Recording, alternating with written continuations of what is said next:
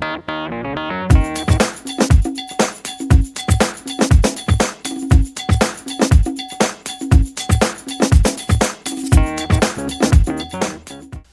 instructional video is going to cover a few topics in dealing with the FMZ. So first, let's go ahead and download the FMZ configuration program onto your computer. You may need IT assistance for this purpose. Let's go ahead and navigate to the Diesel Technical Innovations website at dieselti.com. Then hover over links and you'll see installation downloads. Click that and it'll open up to installation downloads. You see right at the top of the list is FMZ application software. So go ahead and click that. This will allow you to save the program to your computer. Additionally, you'll need to download the cable driver software. And this allows your computer to communicate with the FMZ through the diagnostic cable that's provided. We'll go ahead and download the application and cable driver.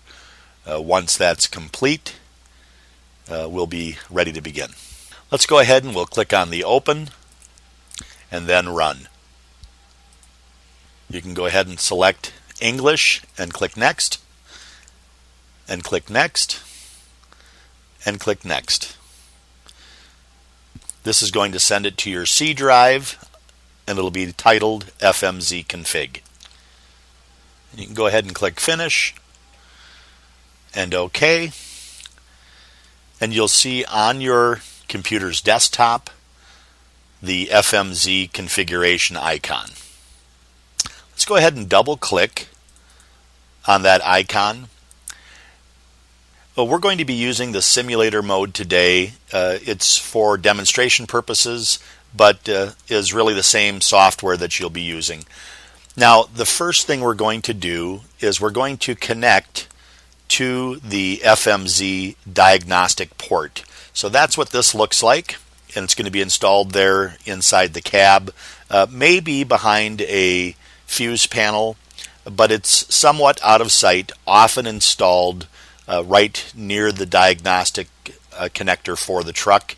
We'll connect the FMZ diagnostic cable to the diagnostic port and then the USB end to your computer. And then we'll go ahead and start the FMZ config software. When you open the FMZ config software, you're going to land on the working parameters page. And here you may be asked to make certain changes. On the working parameters page, it's going to be in the empty state power reduction area, and you're going to be asked potentially to change the reduction setting. This is the percentage of throttle reduction when the truck is at empty, and so what you'd receive is an email from dieselti.com, and it would give you instruction as to what number you might want to change it to. So go ahead, click on the drop down, select the number that we've asked you to change it to, and you'll see that that'll be entered in. Now you have 18% in your reduction. So on the working parameters page, this is the only number that you'd be asked to change.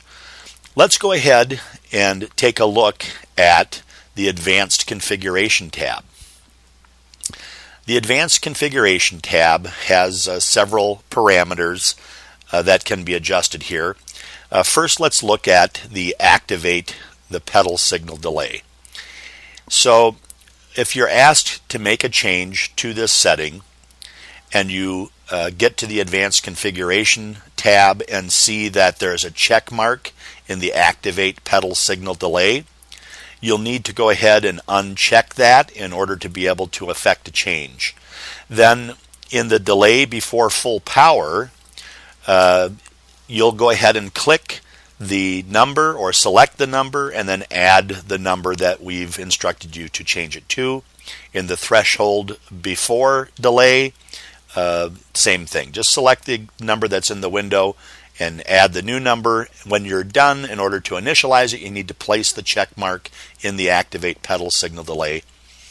and you're complete with that step.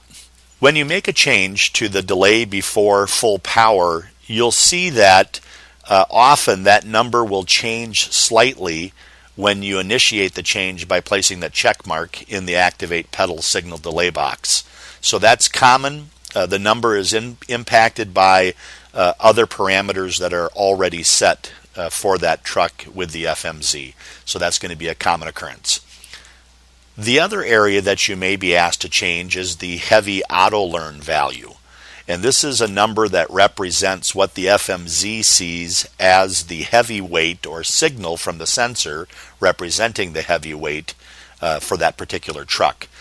So when you're making a change to the heavy value, just select the number that's in the box, go ahead and write in the number that you're instructed to change it to, and then click on Change Heavy. Often when you're asked to make a change to the heavy value, you'll also be asked to lock the heavy value. The FMZ continually learns the heavy value or amount of weight that truck is carrying. By locking or putting a check mark in the lock heavy value, it's going to stop auto learning and maintain the value that you've entered in. You see other options there. Any of those selections may be a part of what you're asked to change, so just be aware that this is another location in the software that you might be affecting a change. The next step is we're going to go ahead and pull a report. So you see the Reports tab. Let's select that. I want to point out that anytime you're pulling a report during an evaluation, it's critical that at that same time the FMZ report is pulled, that the truck's ECM report is pulled at that same time. So you've selected the Reports tab, it's generated the report for that particular truck. It's going to include information from the last time that report was pulled. When you select Export the report, you'll see that the window will come up making you aware that you're going to clear operating times and operating errors. Just select OK.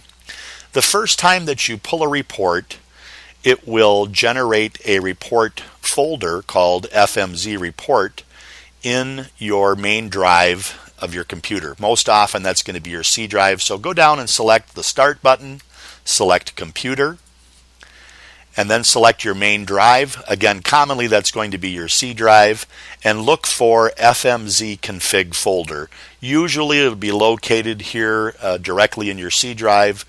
In some service packs it may have placed it in your program files, so you'll look there. Here you can see the FMZ config. Just double click, open that up, and you see the FMZ report. Often people will want to place that folder on their desktop. So to create a shortcut to your desktop, right mouse click and go to Send To and Desktop Create Shortcut. You'll have the FMZ report folder on your desktop. Each time you pull a report from that truck, it will be placed into the folder and identified by the unit number of the truck as well as the date that it's pulled. This is a text file and can be printed or attached as an email. When you've completed working with the FMZ software, simply click the X in the upper right corner. This will allow you to exit the program. You'll be asked, do you want to save the memory? Go ahead and click Yes, and you'll be completed with the program. Thank you for spending the time with us to learn how to work in the FMZ config software. If you have any questions, contact us at 800-403-4348. Have a great day.